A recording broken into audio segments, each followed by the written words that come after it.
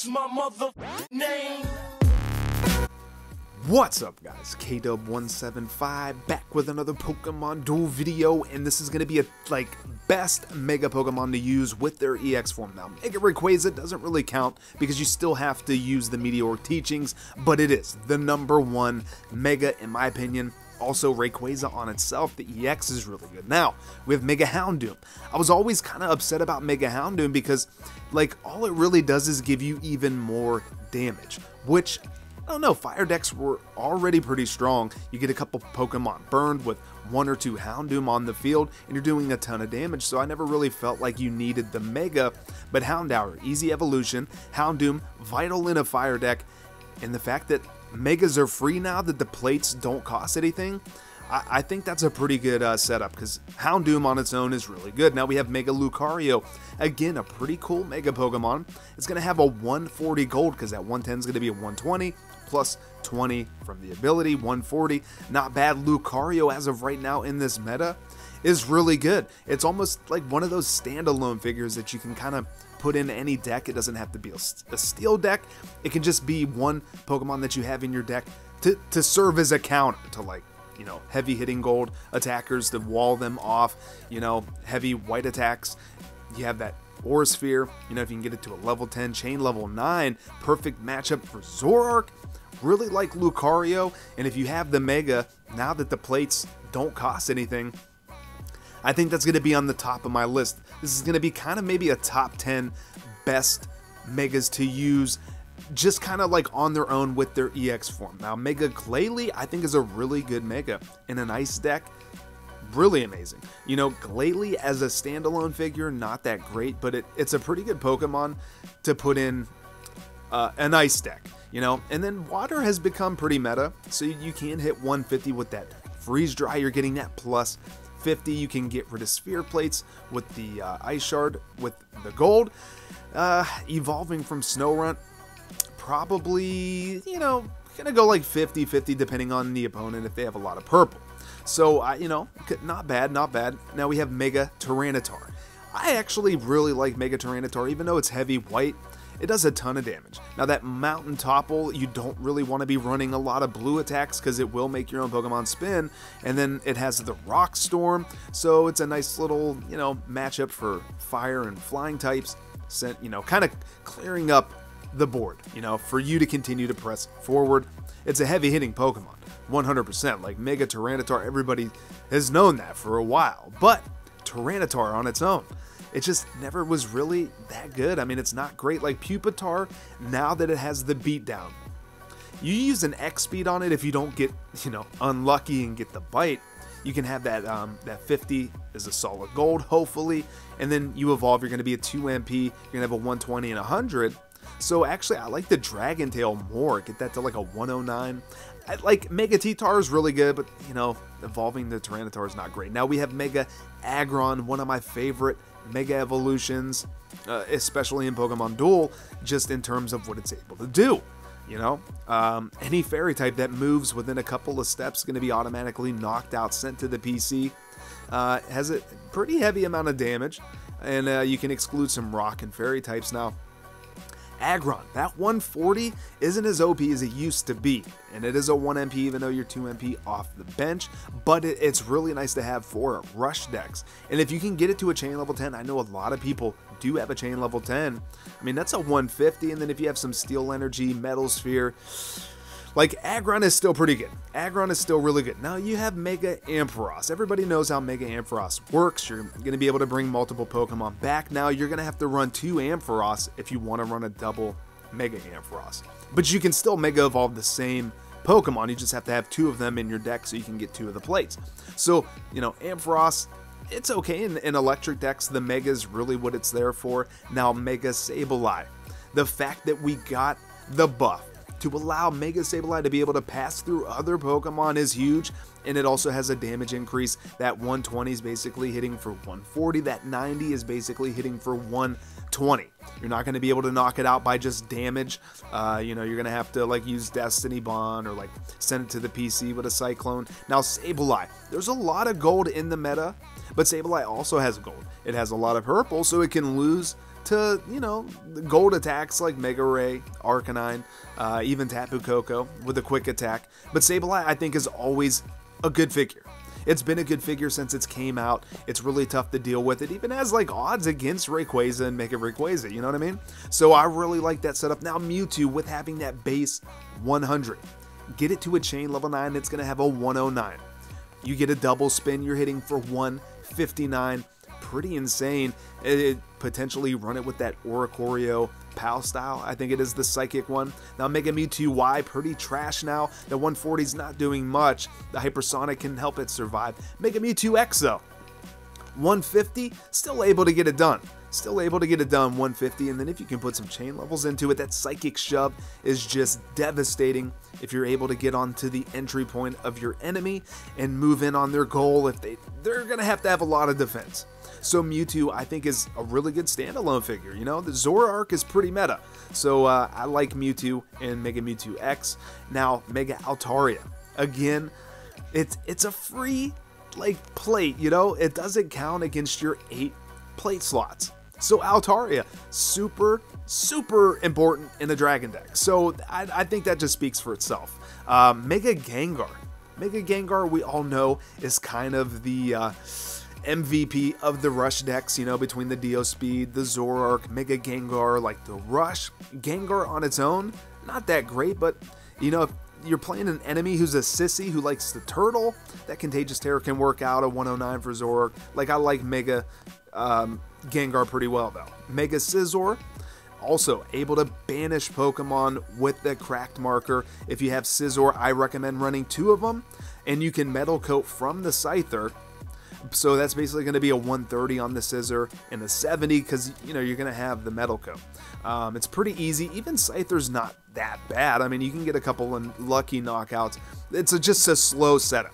But if you have the Megas and you have 2 of each, set those up. You're going to be able to cycle them, apply cracked markers, potentially get rid of Pokemon permanently by excluding them unless they have like a Mega Altaria or they have like a big fire deck because you can't do it against fire. Now, Mega Salamence was a free Pokemon. I don't know. I mean, paired up with some Altaria, like, it's not horrible. It's really not. Now, Salamence on its own, not that good. I mean, unless you can get it to a chain level 10, that's an 80, and then you run it with 1 Altaria, that's going to be 100. Like, I don't know. Just not the best setup in my opinion. Now, we have Swampert. Mega Swampert, like, if you don't know, can pretty much turn your whole team into a 3 MP, and it can move through other Pokemon, or under them, rather. Recently got a buff, Ice Punch, with the EX Swampert, Mega Swampert. Like, it just had, like, as a standalone unit, you know, between the Swampert and the Mega Swampert, doesn't really work. You have to run it in like a full deck, so you're able to get that MP boost. Now, Mega Blaziken, able to move through Pokemon at 3 MP, like in Fire Gyms, amazing Pokemon. But the Wall Crusher, pretty horrible again, unless you're going up against a sissy who just likes to turtle up on their back line and try to time you out, which I don't even know why people like that play this game. But, yeah, Blaziken, you know, Blaziken's still good. That Cyclone Kick, pretty devastating. Pretty easy evolution from the Kimbuskin. You know, I'd recommend at least level 9 on both of them so you can get rid of that miss. But Blaziken as a standalone, if you can evolve it at 140, 150 at a chain level 10, Mega Blaziken for free, not too bad. Blaziken's pretty good. Now, Mega Sceptile never was really all that great in my opinion. Like, yeah, it's a free max revive on your tropical figures, you know. You have the bug, grass, and flying types. You're going to be able to clear out your PC if they are that type, and they're in the PC. When you bring it on the field, you can scoop up, use it again. Sceptile on its own is always pretty reliable. I've always liked Sceptile. And I have a chain level 10. Like, if you have a chain level 10, that's a base 100 damage. It's going to go neutral with the cross counter. You spin again, it's going to be a 150. Turning in the Mega Sceptile, just if you're in a grass deck, these are going to hit so hard, and getting, you know, Grovyle, easy evolution. You're just going to be even more powerful. Paired up with a couple of Lurantis, use these as like max revives. The Tail Missile can be devastating on a heavy purple team. If you can get 2 or 3 in a straight line on a back line, you could potentially get a full like line, like just a knockout, 1-2, like a collateral, I guess you could call it. Mega Beedrill. Beedrill just recently got a rebalance, has less miss. Like, if you can get it to a level 10, Chain level 10, I mean, it's a 50 spinner. Like, I'll be honest, it's not the worst common. It's just a lot of miss. But, I don't know. I think Mega Beedrill, if you have like 2 or 3 of them, maybe with like the Wing Sphere, because you're going to be able to move through other Pokemon, like, it's not the best by any means. It's more like a fun deck. Now, Mega Blastoise is already, like, it's always been super OP. Now it has a 140 base Hydro Pump. That's going to turn to a 150, 60, 70 from the 20. And then if you have any other water types, you're just going to tack on more and more damage. The problem is Blastoise. Like, even though he recently got a buff to a 140, like, that's huge. Like, 140, that's really good. You know, I recommend expanding that Hydro Pump as far as possible. Level 10, decrease that Mirror Coat. It's just horrible. It needed an extra star. I would have been fine if they left it at a base 100. I mean, I like the damage buff at a 2-star Mirror Coat. Just not getting it done. Wartortle can't evolve. Mega Blastoise, though, with that Turtle Missile, pretty insane. But we're trying to rate these Pokemon based on, like, you know, the EX viability as itself. And then with the bonus as the Mega. Like Mega Charizard Y, pretty amazing at a 3 MP, being able to soar over other Pokemon. You can get surrounds and capture Pokemon with it. Pretty insane. Charizard now being 2 MP. This is a fire flying, so it fits in a fire deck, fits in a flying dragon deck, you know? Even though it's not a dragon type Charizard, it should be dragon, you know? But, like, Charizard's pretty good. 100 Dragon Tail, you know, put 1 chain level into that for a 101 for the Zoroark, and then you got your spinner, though a chain level 10 would be nice as well. Now make a Charizard X, can't soar through other Pokemon, but that Backdraft, dude. Backdraft is so clutch. If you have 2 Pokemon next to each other, like, it just, you know, you could have, like, just get wiped out, excluded, sent to the PC, just a board wipe. So I like Charizard as a standalone, and then both their Megas is pretty good in my opinion. Now Mega Venusaur, Venusaur on its own got a buff, Mega Venusaur got a buff. As a standalone figure, not too bad. Decent amount of damage. You can poison Pokemon, or make them noxious, not poison, make them noxious. Then you can move over them and now exclude them. Venusaur on its own, not too bad. Now with that Protect, a 150 in a grass deck, 1-star purple, you know, kind of a liability, but if you can put them to sleep, I mean, we know sleep exclusion is pretty real. If you get too far on their side of the board and you get put to sleep and you can't get to them, it's pretty devastating.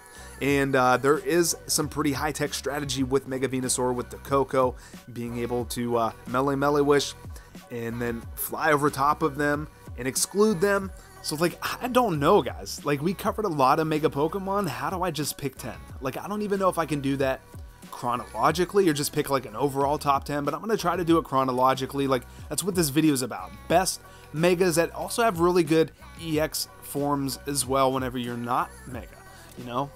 Mega Gallade, I feel like I skipped over this Pokemon, which I definitely don't want to do because this is a huge, like, rebalance for Gallade, Mega Gallade, Kirlia, and the fact that Mega Gallade can attack from 2 steps away is huge. Like, Kartana can do it, but only 1 turn. Like, this thing can do it endlessly. And it's basically going to have a 150 and a 120, then you add another 20 from the ability. You do double damage against fighting types. 4-star teleport. Gallade now has a base 140 and a 90. So again, you're probably going to be evolving from Kirlia, which is going to be a 150 and 100. Double damage against fighting types on that Psychic Blade. So that would be either 180 or 200. And it negates all battle opponents' abilities now, not just Psychic types. Kirlia has a bigger Psycho Switch now. Also, you can confuse Pokemon if you happen to not hit your purple. You at least can try to confuse the opponent, but you're more than not, you're going to be evolving. So this is going to be a 100 and a 150. Throw a few chain levels into it. It's great for Zoroark and other 150 plus attackers. Mega Gallade is basically going to have a 160, which is going to be a 180, or it's going to have a 130, which is going to be a 150. Like, Mega Gallade's definitely going to have to make the top 10, guys, because this Pokemon just hits hard. It has some just really unique abilities and usages. Like, the whole line is pretty good. So I definitely rate Mega Gallade. I can't believe I went over. Can you imagine having Shaman land form with that Mega Gallade just being able to endlessly attack from 2 steps away with all that damage? You know, and Shaman too, you can bring Pokemon back, you know, out of the PC Like, Shaman is almost a necessity now, just because since Mega Plates are free now, like, it's incredible. So I feel like a lot more viable to run Shaman now, because you're going to have multiple Megas instead of like 1 or 2 and trying to, you know, keep that 1 or, you know, 2 Megas that you have in your deck, trying to keep them. Like, you can essentially run a whole deck with Megas. So that's kind of what this video is about, picking the top 10 Megas where their EXs are really good as well, maybe a standalone synergies with different decks. So I'm going to go out on a limb. I'm going to say Mega Rayquaza, and Rayquaza is going to be number 1. Just because, I mean, Mega Ray smacks everything around. Rayquaza is really good, which brings me to number 2, Altaria. You know, people generally run 1 or 2 Altaria in a Dragon deck. You could also run them with the Tapu Fini. Being able to bring back excluded Pokemon, I think, is pretty huge. It's pretty incredible. Number 3, I'm going to have to say Sableye. Now that Mega Sableye is able to go through Pokemon, and a lot more people are going to be using Megas at Gnawing Plate, Mega Sableye's still good. That's why I picked number 3. Now, number 4 was tough for me. I have to say Gallade and Mega Gallade, just because they do a huge amount of damage, and the fact that Mega Gallade can attack from 2 steps away is pretty huge. Like, Gallade as an EX is pretty good on its own, easy evolution from Curlia, so that's why I picked it as number 4, because I feel like it can fit on a lot of different decks. Now, number 5, I'm going to have to say Sceptile. Grass decks are pretty good. Sceptile's always been reliable. It can hit hard, even harder in a grass deck, and, you know, clearing out your PC, it's pretty amazing. Lucario at number 6, because there's a lot of gold in the meta with, you know, Rayquaza, Arcanine. It's immune to gold, and, you know, that knockout purple, good match for Zoroark as well. So I like that setup. Number 7 for Mewtwo, now with the buff, good for Zoroark. Mega Mewtwo X is insane. Y's not as good. Psychic Shove, though, can't be knocked out. Like, it's a good set. Aggron for number 8, because Rush is still real. Metal Sphere, Steel Energy, it can hit for a lot of damage. Mega Aggron, Banish Rock, and Fairy. Number 9, Charizard with a 2 MP. Charizard, Mega Charizard, Y is good. X is still good, but I like Mega Charizard, and Charizard's good at number 9. Now, number 10 is pretty tough for me. Like, I wanted to say Gengar because Mega Gengar is so good, but also I want to say Houndoom because Houndoom is really good in the fire deck. Like, you need it, and fire decks are still good. So, guys, let me know in the comments what you think. Definitely leave a like if you guys enjoyed. Subscribe if you're new, and hit that notification bell. Ring those bells so you never miss a new video, and follow me on Twitter at KW175. And until the next one, later, guys.